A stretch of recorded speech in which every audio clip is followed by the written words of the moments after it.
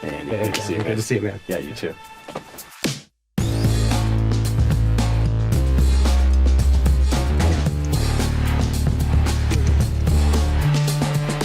Data storage could be notoriously complex, expensive, and inefficient.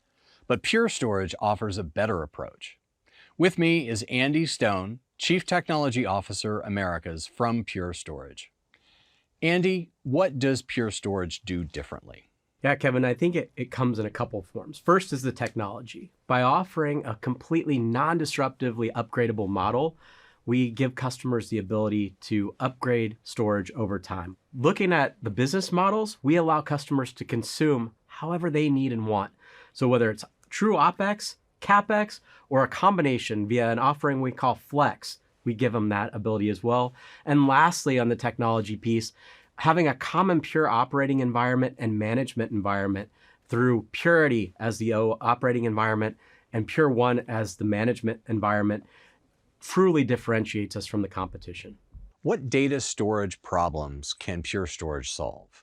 We can solve a host of data storage problems for our customers, anything that they need in any place that they need. So whether it's block storage with our flash array offering, whether it's fast file and object with our FlashBlade offering, our converged platforms with NVIDIA, our Array offering, or Cisco with FlashStack, even our cloud native offerings. So we can deliver in the public cloud natively through our cloud block store and our Portworx offerings. We can take storage to customers where they want to consume it, where they need to consume it for their business needs.